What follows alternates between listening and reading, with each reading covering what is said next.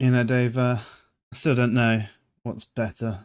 I mean, we've got the whole minute till we go live. It gives people a chance to connect. Then there was that other video that we did. I don't know if we should have like maybe some music over this bit or anything like that. Or whether we just chat along in the background. Although I can't hear you if you're talking. No, I wasn't. Sorry, I was just loading the streams up I was just so making that sure we've got at least one viewer.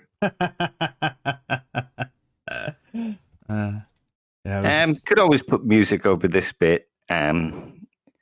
Alternate sometimes with the little comedy intro, that kind of thing. Yeah. Yeah, I do need to have another look and see what I can do intro wise. And we should have some other clips as well we can throw in that are good. Okay, that's interesting. And now we are live. So hello and welcome to the Fresh Air Sci-Fi Show. I'm Joe. And I'm Dave.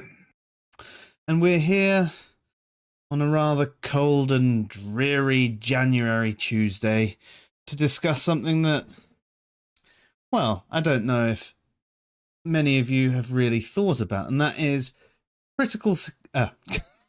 being able to speak. Critical speaking. Critical speaking.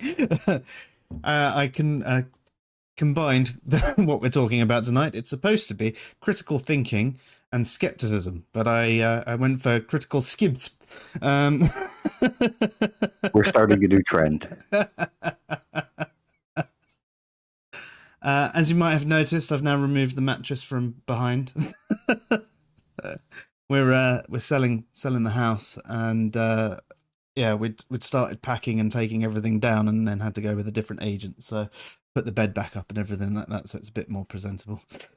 But I digress. So critical thinking, Dave. How would you describe critical thinking? Okay. For most people, they seem to confuse critical thinking with skepticism itself. Mm-hmm. They think it's just hearing a claim and then being critical and saying, oh, that seems a bit silly, there's no evidence. But it's actually more than just that. It's figuring out how to analyze a statement or claim, and then learning what inferences we can draw from the claim. And from those inferences, learning what questions we can ask to either look into whether or not it could be true or look into whether or not it could be false. And then assessing the probability of whether or not it's a claim that we should accept. Sorry, just giggling at the chat already. Don't want to think about critical skids. Yes, I'm sure we've had a few of those in our time. I've got one right now. And hi, Tom. Nice to see you. Thanks for dropping by. So, you say... I've lost my train of thought there, Dave. Carry on. Skids? Skids, yeah. I'm stuck on critical skids. All I can think about is critical skids. I can't... We'll change the topic. We'll just make it about critical skids. So the worst critical skid I ever had. Critical thinking is more about learning to draw inferences, learning what a claim might be saying, how we can prove or disprove a claim. So take something like the claim God exists. Mm-hmm. Now, skeptics these days will go, well, there's no evidence. And that'll be it. I just reject it because there's no evidence. But critical thinking is a bit more than that. It's about what kind of evidence should we expect to see if it exists, if it doesn't exist, what are the claims being made about it, what can we say about those claims, how do we counter those claims, that kind of thing. It goes much broader. Yeah, it's like when we say, what evidence would you accept for a God existing, for example? And they sit there and go, has to be scientific evidence. Yeah, but what are you expecting? Like, what do you mean by It has to be testable and repeatable. Yeah. Well, what would that evidence look like? Yeah. Well, repeatable, testable. Yeah. And it's almost like they're repeating a line, so it's almost they're not actually engaging that critical process of what they would think about in that particular instance. Fair. And the other thing as well is if you were thinking critically about it, I mean, you could theoretically critically come to it must be testable and repeatable evidence, but you should be able to explain why. Mm-hmm.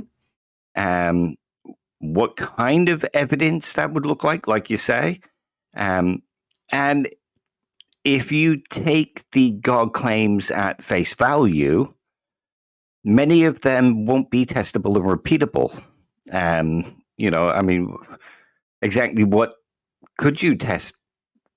I mean, if God's immaterial, you can't test his physicality. You could kind of test claims that he has an effect on the world, but that wouldn't be testable and repeatable. That would be investigatable. Yeah.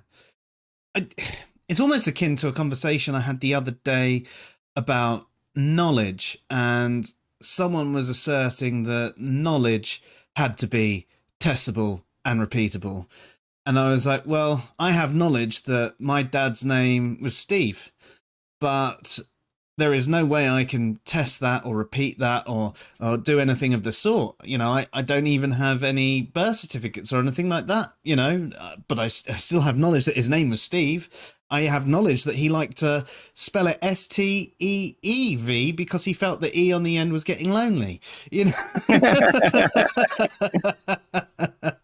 But, it doesn't necessarily have to be testable and repeatable. They weren't really employing critical thinking skills there either. They were just following a particular line. And I think that is something that we see quite often with the online skeptic community itself, is that there's sort of these lines that are, we're almost indoctrinated with, aren't we? That, yes, the only thing that's valid is testable and repeatable. If it's not testable and repeatable, it's not evidence, it's not this, it's not that. So, yeah, I suppose the way to get around that, though, how do you teach critical thinking? That's a good question. I go with, remember what I was saying about virtue being teachable. It's not teachable, it's learnable. I think, I mean, it's teachable, but it's also learned. Yeah. In that the people have to be paying attention and want to actually develop these skills and therefore put the time and effort into developing these skills and then go on to read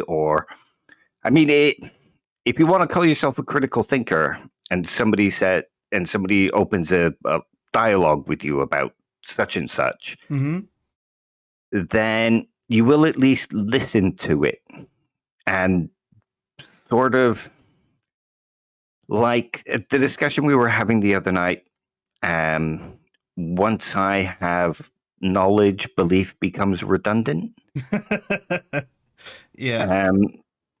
And they just kept repeating it. Well, no, but I don't need to use the term belief once I have knowledge. And you don't need to use the term belief. You don't. No, you don't. But you still have belief. Yeah, belief doesn't become redundant, and because you still believe. But he kept trying to figure out this way of recovering and keeping that statement. So he wasn't really thinking critically about what he was saying. And he had no desire to actually want to change that statement. And I think in terms of critical thinking, you have to have that desire, and you have to be open to correction. Right, yeah. I suppose that one of the biggest factors with critical thinking, along with skepticism, is to reflect inwards on yourself. Tom says this on, I've always used the Sherlock Holmes quote to apply critical thinking.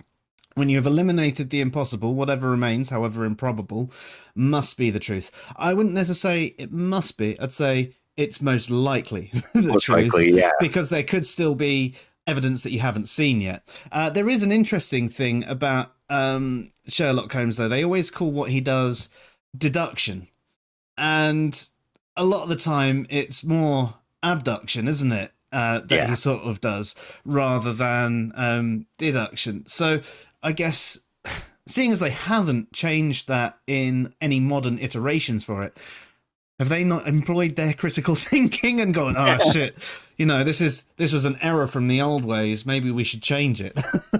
And someone as bright as Sherlock Holmes is supposed to be surely would be getting this correct. I mean, in some respects, it is kind of correct, because abductive reasoning is deduction to the best possible explanation through inference. You're being so charitable. Well, that's also part of critical thinking. Yeah. Especially of your opponent, and by that I mean if you're in a debate or conversation, maybe not see them as an opponent, but I can't think of another word off the top of my head right now. And dialectical investigator. Oh, I like that. Dialectical partner. I like it. Yeah. Rather than an heuristic opponent. Yeah, basically. Yeah, cool. You're looking at it if you're doing critical thinking, you're looking at the person you're having a discussion with as being on a journey to finding the truth with you, rather than being in combat with him to prove that he doesn't have the truth. Yeah, that's fair. I think the most fruitful conversations come that way anyway. When you're, even if you end up in no different of a state where you were, where you're both sort of on this journey trying to find this common ground and discussing the different things, and eventually you get to, oh well, maybe, or oh, I need to think on that some more. But it's not been a battle. It's you might still think they're wrong, they might still think you're wrong, but there hasn't been the battle there, and you've probably learned something, and you're probably going to think about it some more and then come back to it the next day and go, actually, I've thought on what you said about this a bit more, I agree with this bit, but can you explain this bit to me? And again, you've got that more fruitful conversation. I much prefer to have that, whether it's on social media or not. I used to enjoy a bit of a fight. Yeah, there are some you can't actually have that discussion with, and this goes for both atheists and theists. Mm-hmm. Because they're not interested in that discussion. They're interested in telling you you're wrong. Yeah. But you will always find, if you look in the right places, you'll find people that want to have the discussions. And like you say, they are more fruitful. Yeah, definitely. I mean, it was like I said to you earlier, I think both your born-again fundamentalist and your Aaron Rock theist style people are impossible to have that conversation with, and they're almost not worth getting into it. Unless you're really bored and you want to, be a bit of a knob. Yeah. I mean, there's something I like to say about people like that, in that they're not critical thinkers, they're just critical. Yeah, that's fair. And how would you, if you were to put two charts, what's the key differences there? Between critical thinking and being critical. Yeah. Critical thinking is wanting to explore the discussion at hand. It's wanting to assess the avenues and look at all the different possibilities and look at your own beliefs as well as the beliefs being presented to you. Like, is there a chance that what they're saying is correct? You go in with that kind of mindset and you look at the faults and you look at the positives. Whereas being critical is just going in and being heuristic and arguing that the other claim is wrong, it's silly, it's ridiculous, there's no evidence, just throwing out kind of standard catchphrases. Or in the case of a theist, you just want to sin. Everybody don't want to knows that the Bible's the word of God. And yeah. They're just being critical of the opponent rather than thinking critically. Yeah. I suppose from that, they almost tree down into a critical thinker would be more of the skeptic, the good skeptic at least, and a critic might fall into denialism and pseudo-scepticism, someone who's just critical. So there are a few different types of skepticism, though, aren't there? There is. you've got sort of classical skepticism, which is Pyrrhonian and academic. And these types, it's not so much about doubting a claim and asking for evidence. It's actually exploring whether or not knowledge is even possible. What constitutes knowledge? Can we gain knowledge about anything? Is knowledge even possible? Those were the original kinds of skeptics. Is that where sort of epistemological nihilism rose from? Sort of, yeah. It's basically, there is nothing that can justify knowledge because all justifications will just result in either some kind of brute fact, or they'll be grounded in some kind of brute fact that can't be justified, or it'll be an infinite regress, that kind of thing. Yeah. Well, I mean, I think that's a fair comment if you go back far enough. That is true, but does that mean that you can't have knowledge at all? It depends on how you put it, really. I mean, how justified do you need to be to know your name? I mean, Hume sort of talks about this or go back to Bertrand Russell discussing the 5-minute hypothesis, where he says these are great for epistemological groundings and for investigating our structures and things like that.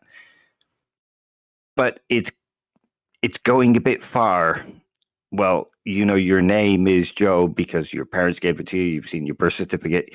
You have all these reasons. And then if you go, well, how do you even know you're real? How do you know you're not a brain in a vat? How do you know that you're not being deceived by an evil demon? These are all fun thought experiments. But they're not very pragmatic. No, exactly. And that's what a lot of people would say. I mean, you can have those extreme skeptics if you want, but they'll never be satisfied anyway with anything. No, that's fair. And from there, did it go into Cartesian skepticism? Was that the next one? Yeah, there's Cartesian Doubt, which is we can only claim knowledge if we can be absolutely certain of something. And there's very little we can have that sort of Cartesian certainty for. I mean, what does he start with? I think, therefore I am. Yeah. I exist. That's the only thing I can be certain of. And then he goes on to God. Well, God is good. God wouldn't be a deceiver. God wouldn't want us deceived. So I can say that these experiences I'm having are not deceptions. But then, can you really have certainty about that?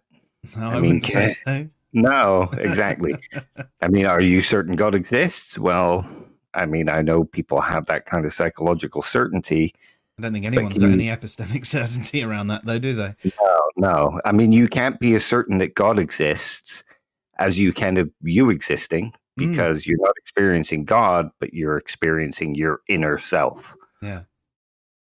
Realistically, the only thing that we could be in that sort of frame is our own internal thought process. Whether it's us in a machine or whatever, we've still got that thought process going on. Even if we're a program, this program that we are has that thought process going on. So I suppose it's a bit extreme. I think it's a good way to tear back all of your foundational beliefs and really examine and perhaps go, right, these are the bits that I'm really, really not certain of, but these bits I'm mostly certain of. So I think, I should maintain these beliefs, but I need to look into these ones. But if we were to actually apply that to everything we thought and knew, we'd never be able to do anything. No, we wouldn't. I mean, if I can't remember the discussion we were having the other week, but somebody said you shouldn't act on beliefs until you have certainty. Well, there's going to be very little beliefs you can act on. You're never going to take your umbrella out because it might rain. Yeah. But you're better off taking your umbrella out because it might rain. You come to a bridge, you want to cross it, but it could collapse. You don't have absolute certainty that it's going to be there. Yeah. You can justify it rationally through induction, knowledge of construction, the fact that you can see cars going over it and it's perfectly fine, but you don't have absolute certainty in that. So yeah, if you were not to act on things you didn't have absolute certainty of, you would never do anything.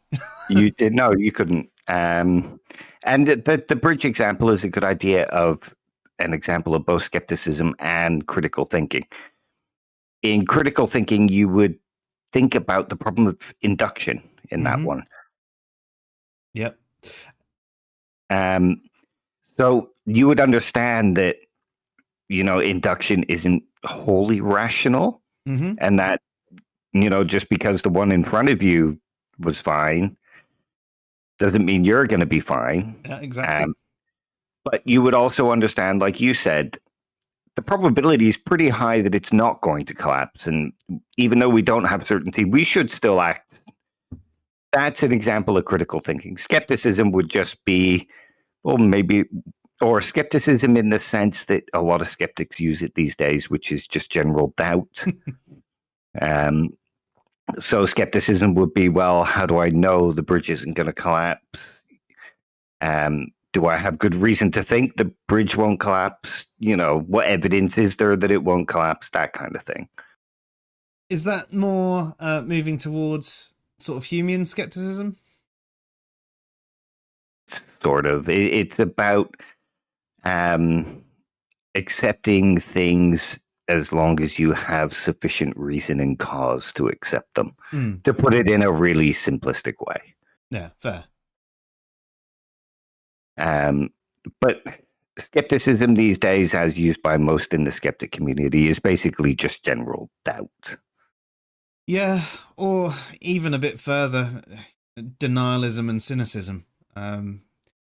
Yeah, see, I wouldn't classify that as actual skepticism because it's not being rigorous, it's not being honest, it's not being a very good critical thinker. It's just, well, that sounds silly, so I'm going to doubt it.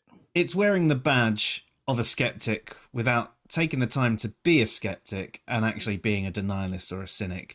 So I'd almost bracket that under pseudo-skepticism, especially if you're doing it under the guise of being a skeptic. I'm a skeptic, so I deny everything you say. But no. Yeah, exactly. That's not really what skepticism is. There's many types of skepticism, and that's not one of them. Yeah, exactly. And I mean, there is good reason to only accept those things which we have sufficient cause and reason to accept. I mean, if you think about all the crap going on in America now and what happened last week, because they were wanting to accept all this stuff that QAnon was saying, and they want to believe that Trump is the next Rocky Balboa for some reason. He's like the Rocky Balboa of American presidents.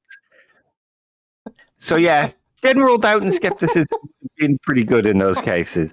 Have you not seen the images? No. Oh yeah, if you look, you'll find images of Trump's head photoshopped onto Sylvester Stallone's body. Amazing. All the ones I'm seeing of the resurfacing of Trump naked and hugging up to Putin and things like that. They're the ones that are appearing in my feed at the moment. I haven't seen those ones you mentioned though. They sound great. I need to go wash my brain out after you mentioned those images.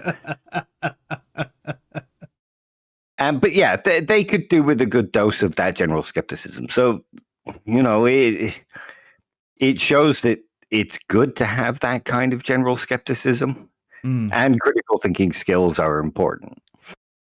Yeah, it's interesting. I mean, in my head, and I sort of pair the two together as almost one and the same, like critical thinking is part of skepticism. But I suppose it is fair to say the two are different, except if you are genuinely a good critical thinker, you would appear skeptical of yourself and others anyway. Could you be skeptic without engaging any critical thinking? Yeah, because we see it a lot. We'll see. Well, we'll see the atheists go, no, atheism is just a lack of belief in God. I don't care that you have this article or this book or this thing that says that. It's just wrong. Hey, OP, nice to see you. Yes, Hey, OP. but is that going more into the denialism side of things? It's pseudo-scepticism rather than skepticism. They're wearing the badge of skepticism. Okay. Skeptic. Yeah. That distinction is there. So yeah, I suppose it is similar. Yeah, you could almost say that a skeptic without the critical thought is a pseudo-skeptic / denialist, etc. Yeah. So what's the key difference between a denialist and a cynic? Okay, a denialist generally leans towards the denial of facts, or the denial of, say, scientific evidence, or like you were mentioning with the academic papers that we're talking about, the various definitions of atheism and how it's normatively described and things like that, and they'll go, no, it's wrong because Aaron Ra says. Yeah, it's more denying things that are true.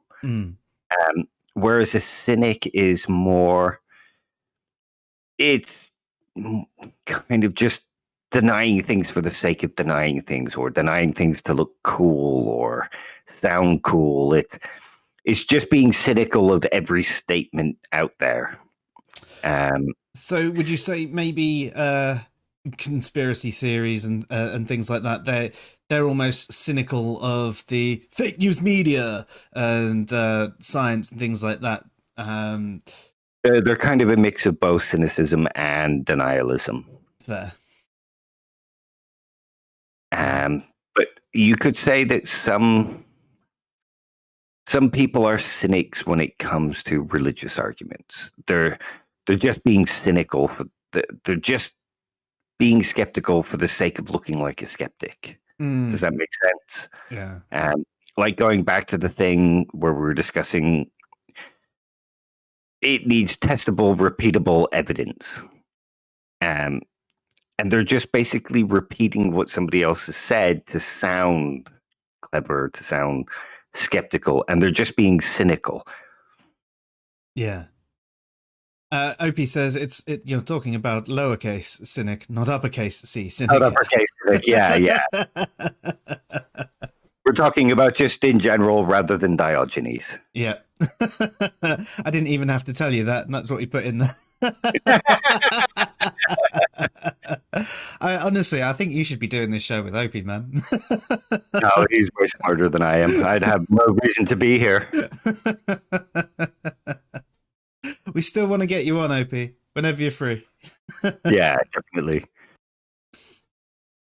So, with someone who is a denialist or a cynic, or let's just call them a pseudo-skeptic for now, is there a way to make them realize that they're not actually being a skeptic, even though they think they are?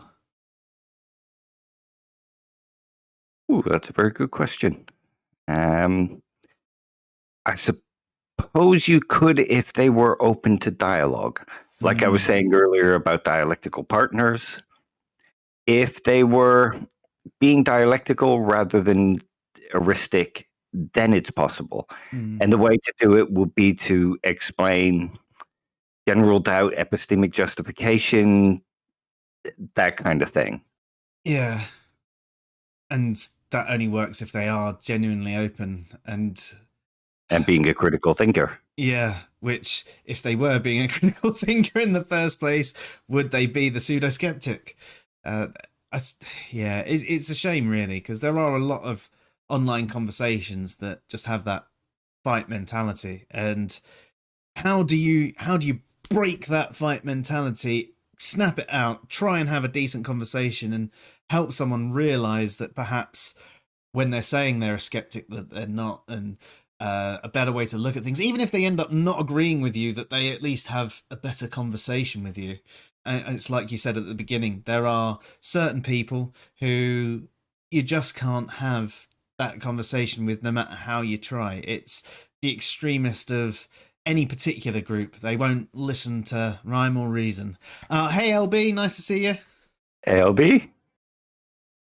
I think in the cases like that, I think there are some people that come in with the fight mentality, and they are still open to learning. You just have to break through it. So by not getting involved in the fight mentality and just trying to remain calm, answering the questions, posing questions, you can eventually break them out of the fight mentality. I think that's one way of approaching it. Show them that you're not looking to prove them wrong. You're looking to have a dialogue about what they think. I'm not sure that works with everybody.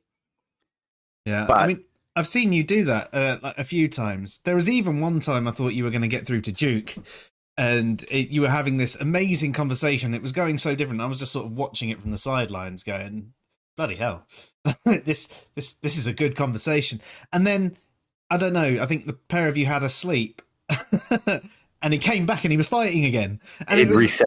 Oh, but then I suppose I've had similar experiences when you're having a conversation, especially with a fundamentalist theist of some description, and you're talking about the evidence and you're talking about this, and bit by bit they're like, I hadn't thought of that. I need to think on this more. And you're like, this is a fantastic conversation. I'm learning a bit about their belief, but they're actually realizing that there's these holes. And then the next day you see them posting the same memes that inspired the conversation between the two of you the previous day. And you're like, I thought we'd done this bit.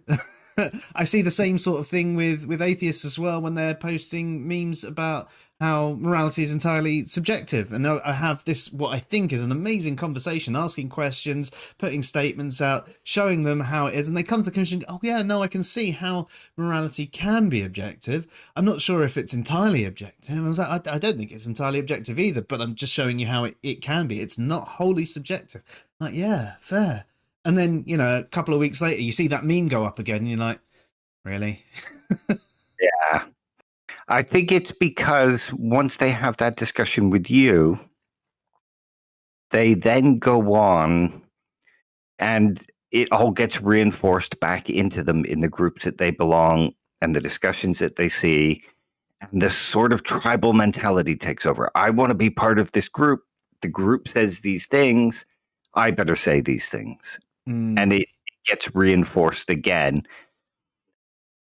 I think some of them step out of it. Critical thinking could help them step out of it. But I think that's part of the problem is the tribalism that happens in there. Yeah, I think that's a good point, actually. Especially if they've then gone and shared your post and gone, I never realized, I never thought about it this way. This is really interesting. I never thought I'd hear an atheist say that morality can be objective. What do you guys think? And then they get dogpiled by the tribe. And yeah, fair play. LB has a comment. He says he's going to play devil's advocate for his theist friends. Is there such a thing as hyper-skepticism? Because sooner than later, you have to decide on a subject. When you say hyper-skepticism, do you mean what we were discussing earlier about denialism? Someone who's just denies everything, especially if it's someone in a different tribe? Or are you saying something slightly different there? I'm not entirely sure. Do you know what he means by hyper-skepticism? No, I'm sort of thinking of like traditional skepticism where you deny any knowledge is possible. Like the Phyronian one you mentioned at the beginning. Yeah, or academic skepticism, or say possibly something like the brain in the vat argument. I don't know. What do you mean by hyperskepticism, LB? There you go. We need to know what you mean. And philosophers and almost philosophers asking for these clarifications. Surely we should have just jumped on him like the dickhead atheists we really are. Yeah, you believe in God, you're dumb. Oh, God. It really frustrates me that there are people like that. Yes. It really embarrasses me that I was probably like that once. I think most atheists, when they come out of religion, kind of go through that spell. Yeah, you're casting off the dead skin, aren't you? And yeah, I mean, you see it with everyone. Like, for example, vegans. A lot of new vegans go on and on and on and on. They become these incredibly self-righteous type people, and they're telling everybody that they're evil for eating meat, and they go on, and you're just like, fucking hell. If that's what stopping eating meat does, I'm going to carry on eating. Yeah. I mean, it's a bad argument, but it's an understandable argument. I know it's a bad argument. Well, the thing is you can sort of use that with Christians as well. Well, if Christianity is moral and makes you moral, why are so many Christians bad?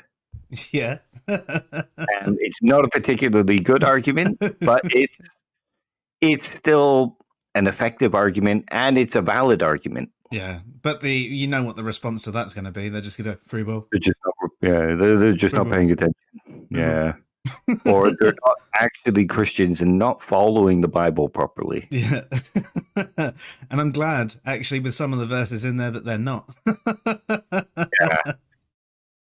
So he says, yes, basically, when you're presented as many good reasons to have such opinion, and there's still some skeptics that are in denial, even if what they're presented is sound. Yeah, I mean, that's basically what we were talking about with the denialists. So we grouped them under pseudo-skeptics with cynics as well. So there are people out there that will basically deny what you're saying, even if it's completely valid and true. The example that we actually used was lack theists who say atheism is only a lack of belief. And you go, well, there are definitions. They'll go, no, they're not. And you go, well, look, here's this resource, there's this resource. No, it's wrong. And that is what we're talking about with the denialist. So yes, you could say the same thing for any position, really, where someone is just basically outright denying it. Yeah. I mean, another example of that sort of is like when you ask someone, what would it take to believe in God? And they go, I don't know. And somebody says, well, what about this? And the skeptic will say, well, it could be aliens. Yeah. So I have no good reason to think it's God because it could be aliens. Yeah. Okay, well, it's true that it could be aliens, but that doesn't mean that there's no good reason to think it couldn't also be God. Yeah. Yeah, that's fair enough. It's being overly skeptical, like LB says, it's being hyper skeptical. To the point of denialism. Maybe there's a tipping point between the two where you've got hyperskeptic and denialist there, sort of thing. But yeah, much of a muchness.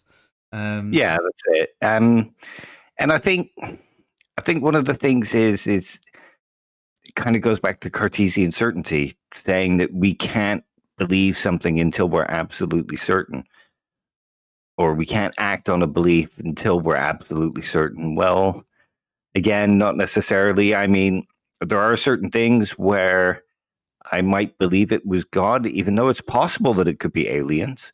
But if it sort of tips slightly more in favor of God, I'd be happy to say, okay, that might be God. Yeah. And if it was more conclusive, you'd say, well, it has to be. I can't think of anything else at this stage. Yeah. Yeah, no, you're right, LB. It is a valid position, but not the most sound. And that is something that I've found when I'm having conversations with people. For example, I was having a conversation about the kalam or kalam, and someone was saying it's not valid. And I was like, no, it is logically valid. It's just not sound, because there are things in it that just don't necessarily work. We did a video about knowledge and certainty, and we analysed the kalam under a number of different theories of knowledge as to whether it could be considered knowledge and the problems with the argument. It's logically valid because it follows. It's just not completely sound. Now, when you're talking about a definition, technically all definitions are valid. even if I start using atheist to mean someone that eats cheese sandwich, it's technically valid. No one would understand what I meant, but if I got Dave to start using it too, and we start using it on the show, and every time I eat a cheese sandwich, I go, "Oh, I'm being an atheist right now," and all of a sudden that would maybe take on. Probably not, because it's a bit ridiculous. But if it did, it would become more of a common use. But again, it wouldn't be sound. It sort of goes back to the beetle in the box discussion the other night, where once a word is in use often enough and popular enough, that becomes its meaning. Yeah. How it's used. Yeah. So sorry, he's going on. So on the one hand, he's saying you only lack belief, and when you go on about saying religion is false and harmful, there's a bit of a contradiction there. Not necessarily. I'd say it's more of a contradiction when they say they only lack belief, but then they go on to say all gods are imaginary. Because what is imaginary? Well, it's something that has no objective reality. Therefore, it doesn't exist. So if you believe they're imaginary, you believe they don't exist.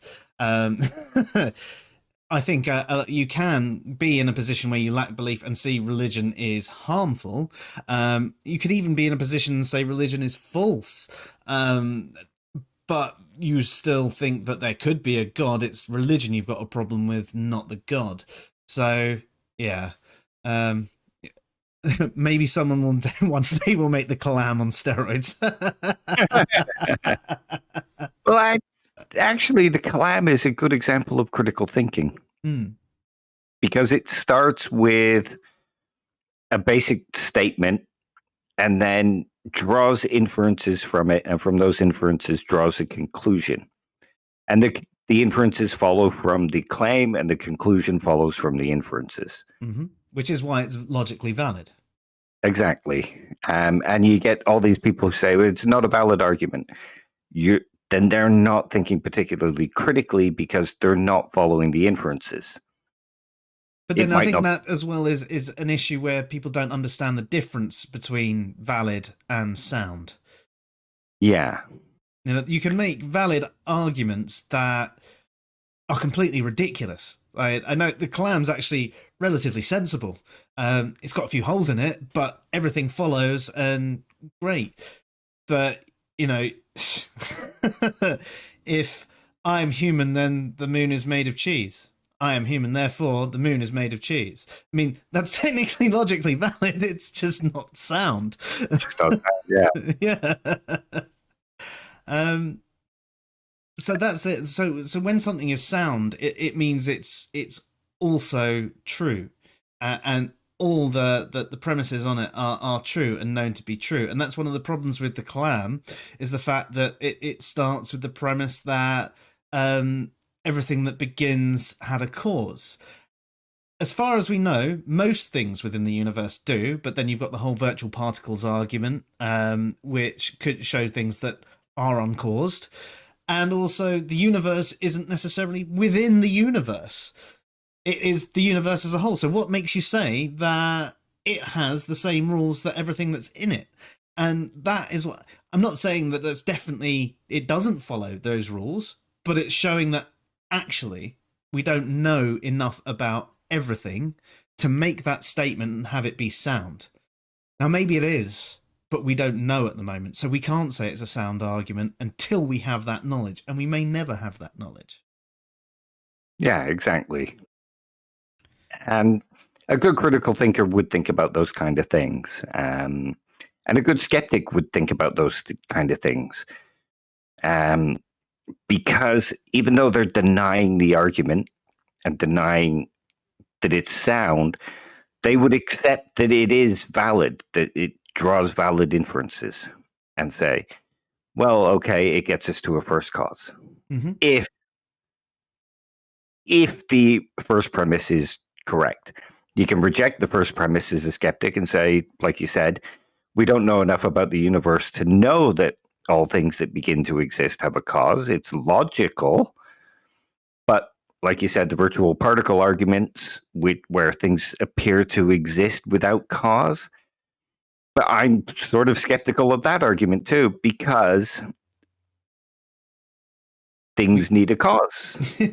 Well, yeah. I mean, how do we know that the cause just isn't a cause that we don't know about yet? Exactly. Yeah. That's being a good critical thinker or a good skeptic. Whereas too many of the skeptics just take that argument and go, well, that's the case. Virtual particles have no cause. We know everything. Therefore, the koan is dismissed. Yeah. And then they'll probably go on to the end of that argument as well, like we were saying the other day, and just instantly dismiss it as an argument for a god. And I can understand on its own that it isn't an argument for God necessarily. It's an argument for first cause. But then what happens after that is the subsequent argument, which then will go, and this is why it is my God. And you can go, Yeah. and you can roll your eyes at that one. Yeah. You go, that's a bit of a jump. The whole point of the column is simply a starting point to build on probability. That's it. It's what comes after that argues for the God. It's basically the opening statement in an argument. Say, using the court case analogy that people like to use, it's the opening statement in a case being presented before a judge. My client was there, but he was in a bar across the road. You know what I mean? It's that kind of statement. Yeah. Yeah.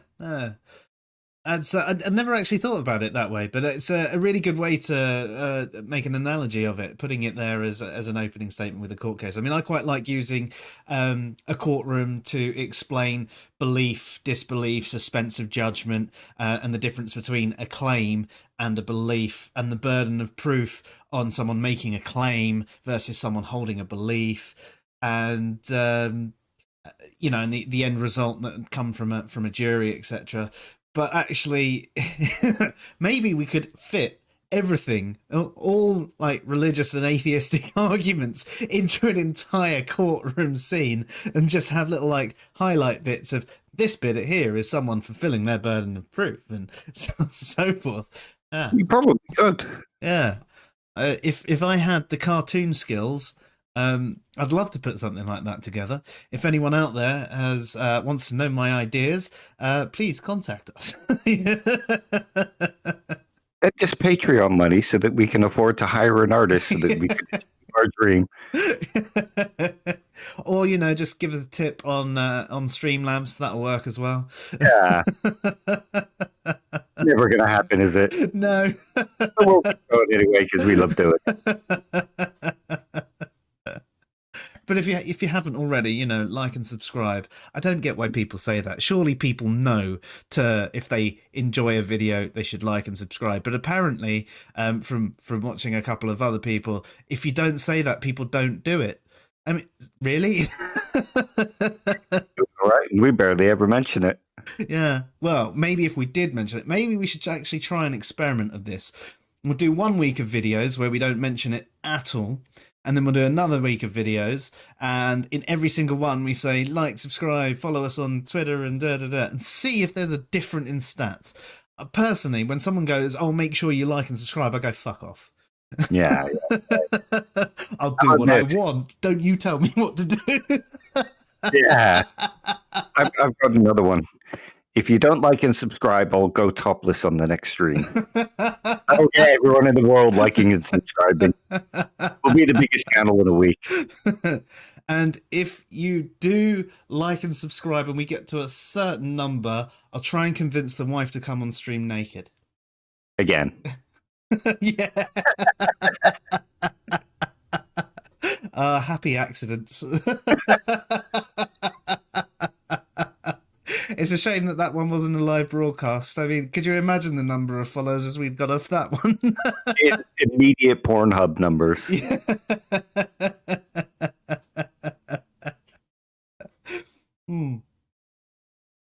I think we've gone a little bit off piece, though. Yeah. Everybody will be skeptical now that it ever happened. Although, could they justify it from the fact that I'm giggling about it so much and have gone slightly red? Is that enough of a justification for you to believe that that actually happened? It's not repeatable testable. Oh no! Therefore, it can't be knowledge. And I can't be certain it happened because memory is fallible. So therefore, I can't claim to know that it happened, and I have no good cause to believe that it ever happened. Even though there was a third party there as well who could also back it up, it could be all three of our memories that are completely fallible and it never happened. And in fact, Katie could even come on and confirm it, and even then that wouldn't count. Testimony, evidence. Yeah, testimony, evidence. You're telling me an anecdote and you're giving me testimonies. It's not evidence.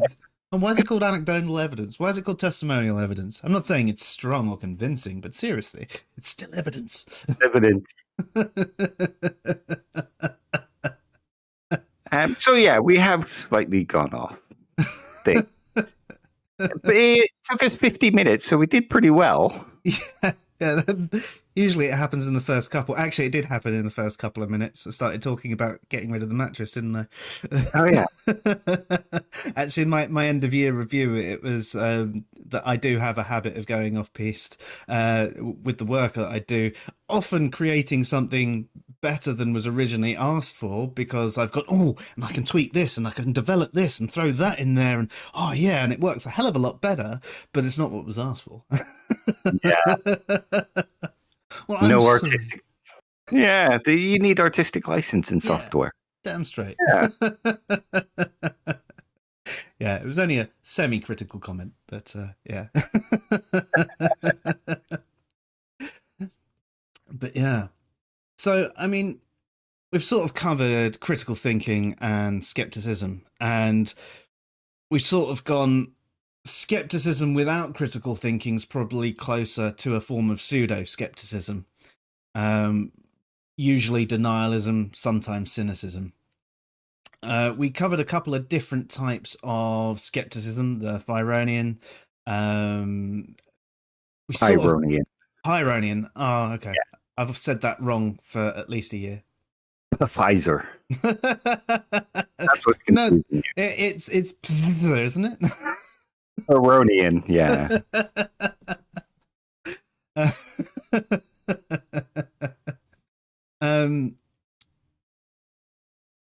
We covered Humean as well, briefly, very briefly. Do we need to cover it off anymore? I mean, we could do. It's the he also criticizes people who go too far. Like you said, we would never be able to act on anything unless he was basically criticizing Descartes in that if we needed absolute certainty for anything before we could believe anything, before we could claim to know anything, and before we could act on anything, we would never get anywhere. So he was critical of that kind of thing. He was skeptical of that kind of skepticism, basically. Yeah, that's fair. Would you say that epistemic agnosticism is almost a form of scientific skepticism?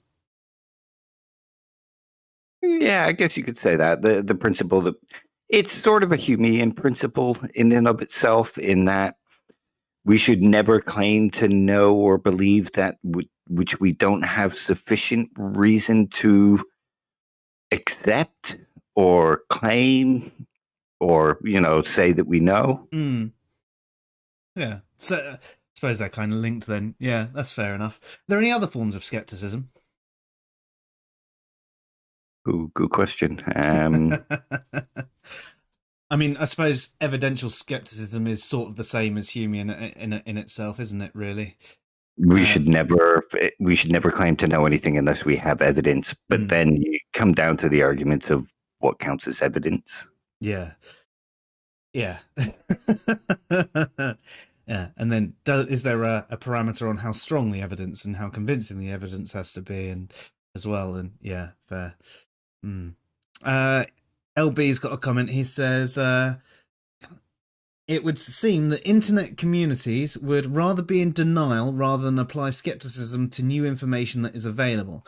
Ideas in forums or communities can neither clash or mesh, and no productivity can be made. Yeah, I wouldn't say it's all of them. I wouldn't say it's everyone in a community. I would say you're incredibly correct. I think this is because we almost have a bit of an anchoring bias to certain things. So when you spend a lot of time getting to a particular point, and holding your belief, especially if you've done a lot of cognitive process to either get to yourself to your belief in God or your belief that gods do not exist, or whatever it is. You've gone through all of this process and you become really steadfast in it. And all of a sudden, any argument that goes against it, you're just like, no, considered all the arguments. And there's that resistance to new information that a real skeptic, a real critical thinker, you're right, would go, well, actually, I should have a look at this. I think I've heard this information before. I'll ask a few questions and see if it actually is the same arguments I've heard before, or if it's something new, because I've not spoken to this person before, or etc., etc. Now, I was talking with Dave about how to break down the walls of someone who is, so steadfast in a denialist sort of behavior. And it's difficult, especially if they are more up for the fight rather than the discussion, and they're more up for defending a position and attacking yours, rather than having a discussion about each other's points and trying to understand each other and elicit new information. And that does seem to be the way. I think it's partly because of our tribal nature. You look at how people become politically left and right. The second you say something that doesn't fit the right agenda, instantly you're a lefty libtard or something like that, when actually your position might be really close to the right, but you think actually we need to temper that. But the average person on the right will say this, and it can be anywhere on the spectrum about anything. It's the same way that when I've tried to explain epistemic justification, or how there's various definitions of atheism, I get called a theist troll. Like, actually, technically, under the normative definitions, I am more atheist than Yao. It's all a competition. Although saying that, to be honest, I think that's, you were saying about people being up for the fight. I think that's one problem in what we would call the skeptic community now. In that's what it is. It's about point scoring. It's about showing how clever you are and showing how dumb everybody else is. And it's become a sort of, I suppose I want to say, game, a competition where it's about being king of the castle, being the king of the skeptics and the king of the smarties. And you never have to look dumb if all you're doing is denying other people's positions and not putting your own forward. Yeah, fair.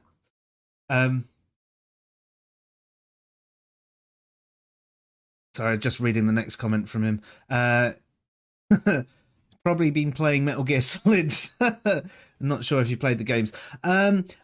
Too much, yeah. No, I never really played them. My mate liked them. They're a little bit too slow and stealthy for me, although I did like one really sort of stealthy game. That was Tenchu 2, but that's because I like sneaking around and then jumping around and stabbing someone through the head. What was the Tom Clancy ones? Rainbow Six and stuff like that. No? The other one,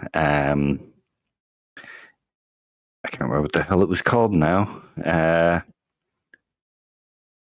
Hang on. No, they're the only ones I remember. The games that I tend to play, I play a lot of Overwatch, because it's quick and easy and fun. I used to be a big RPG and played loads of MMORPGs and things like that. RB's commented. He said, "Splinter Cell." Is that the one you're talking about? Splinter Cell, that's the one. I was more Hello, RB, and cheers. They were great. Yeah, again, for me, they were a little bit too slow and sneaky. I'm not very good at being sneaky in the real world. Or well, Conviction kind of broke away from that, and it became kind of fast-paced and more action-based. Fair. Weren't they console only as well, though, the Splinter Cell games? I think they started that way, but you can get them on PC now. See, that was the other side of it as well. A lot of these games only came out on console, and any sort of shooter, I need a keyboard and mouse. Give me a beat 'em up or a sport game or anything like that. I'm fine playing it on controller. But yeah, if it's anything to do with shooting, I need a keyboard and mouse, otherwise I can't do it. And I'm amazed at how accurate some people can be on a console with a controller. I know there's a bit of auto aim going on, so it's not quite as impressive as I think. But then part of the way I like to play, especially those sorts of games, is I will try and go and get that one headshot. Whereas I'll see them go in and be slightly less careful and do a couple of shots and bam, they're dead. Whereas like, oh no, I've missed again. Fuck this game, I'm not playing it. Never been good with keyboard and mouse for those kind of games. Yeah. What, shooting games? Yeah. You're not good with a keyboard and mouse? No. Oh, really? Oh, man. How come? I think I'm just used to the joypads.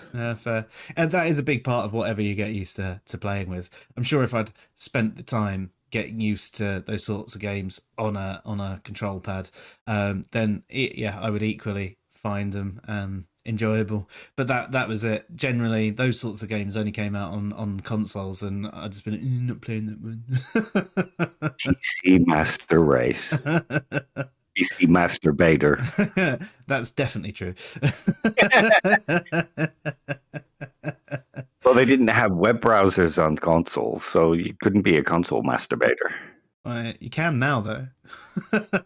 And yeah, I don't know. I haven't owned a console since the Xbox 360. Yeah, well, they've got browsers on them. I've not tried because it's in the living room, and that'd be a bit weird. I don't know. Just make sure Emma's not around, you know. Well, I'm sure, to be honest, these days there's apps for like Pornhub and all of that, aren't there? So you just download the app on your Xbox or whatever. Do they have interactive games where you're moving the joysticks? Actually, did you ever play the God of War series?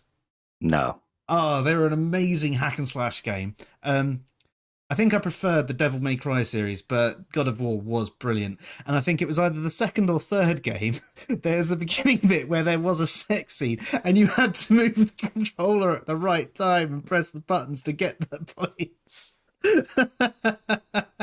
Saints Row had something similar. Did it? Yeah, either the first or the second. And I think GTA 4, you just had the quick cutscene, didn't you, with the hookers?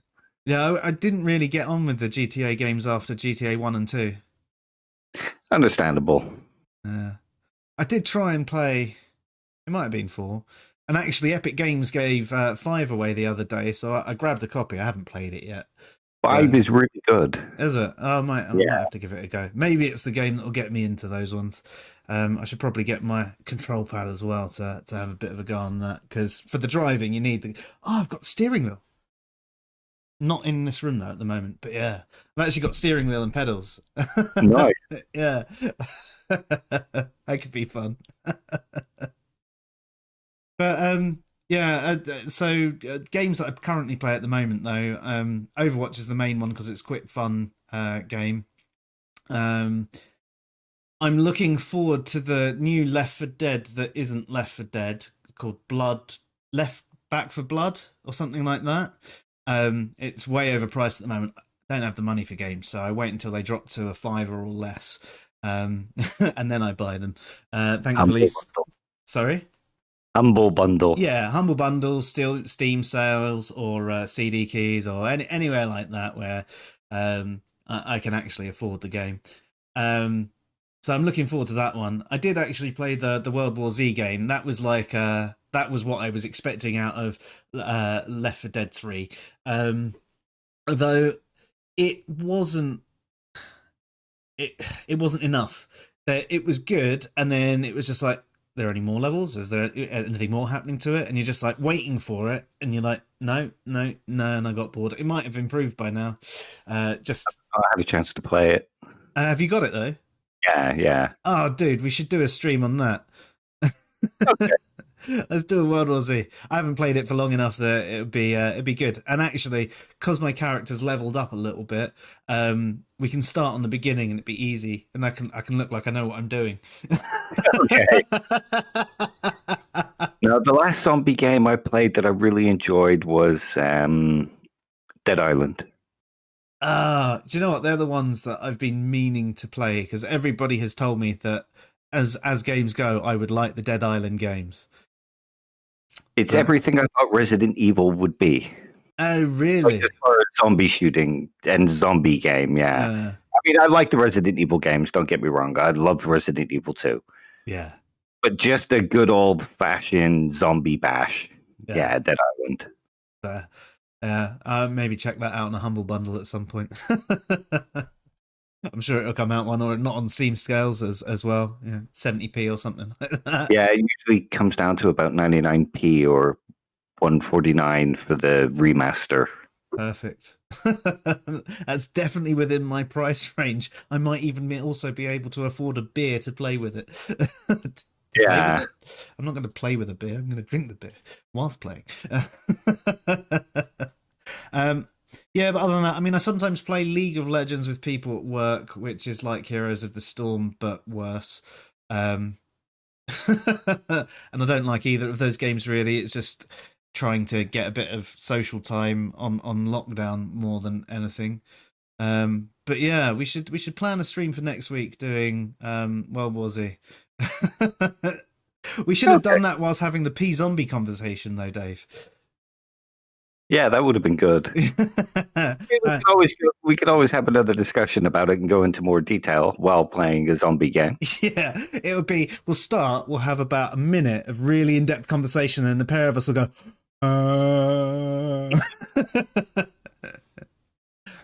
maybe even try and get Ben to come play with us as well, because he's got World War Z. That'd be cool. Awesome. Were there any other forms of skepticism trying to bring us back on? See, LB, that was your fault. You mentioned a game almost 20 minutes ago.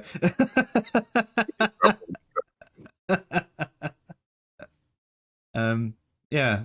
So we covered off critical thinking. It's linked to skepticism. Different types of skepticism, just briefly, Cartesian, Humean, evidential, how the epistemic principle of agnosticism is basically fits into those. Pyrrhonian, academic. Yeah, academic. Were there any others that we covered off? Well, so you mentioned, yeah. I mean, their skepticism is general doubt, which is, like I say, that's mostly what the skeptic community talks about when they talk about skepticism now. And then we talked about forms of pseudo-scepticism as well, which is someone wearing the badge of a skeptic, but actually being a denialist or a cynic. And I think that basically wraps up the conversation for the night. So if there's no more questions, and they can be relevant to the conversation or not, we're happy to chat about anything. We might well sign off for the night. Cool. Well, I mean, if any of you want to join us for a game next week, I don't know what day we'll book it in for, but maybe Tuesday. But this Thursday, we're going to be discussing if atheism is true. This is an article written by Dave, but we're hopefully going to be going into a little bit more detail around a few points on it. So there are some common objections that people have to using phrases like if atheism is true. So we're going to discuss why they might have the objections to it, and how that can actually be a valid phrase as well. Okay, so there's nothing else from the chat room right now. Do you have anything else you wanted to add tonight, Dave? No, except thank you for joining us, everybody in the chat room. It's been good fun. Yeah, it has. I've really enjoyed it. And thank you for your questions, your watches. Anyone who has got this on the rewatch, I'm sorry you can attend with us live. We've had a good time. Hopefully we'll see you live on a future show. Don't feel afraid to drop in and say hello. And if you've got any topics or suggestions or critique, then please let us know as well. You can find us on Twitter at Answers in Reason, on YouTube at Answers in Reason, Facebook at Answers in Reason. Twitch, Davidian Twitchy balls. It fits right in there. Tom's actually just said he's got World War Z and Overwatch. Well, Tom, then you'll just have to join us next week, hopefully. I'll try and book something in. Speaking of future topics, if you want more in-depth discussion about critical thinking, I'd be happy to actually focus on it and describe it in more detail and, explain a bit more. But these kind of streams, we're just basically laying out the basics and the groundworks. Yeah, of course. I mean, you've also done an article on Cartesian skepticism and self-reflection. We've also done in season 1, we discussed skepticism as well. We mainly focused on Humean skepticism, season 1 of Fresh Air, that is, which you can find on Spotify or pretty much every podcast syndication. Wherever you are, just look for either Answers in Reason or Fresh Air. It comes up differently on both. I on different ones. I don't really know why. But yes, and yes, it was great having you here, Tom. Thank you very much for your participation, and everyone else, and have a good one. You have been listening to the Fresh Air Sci-Fi stream. I'm Joe. And I'm not Diogenes. Good night, all. Good night, all. See you on Thursday.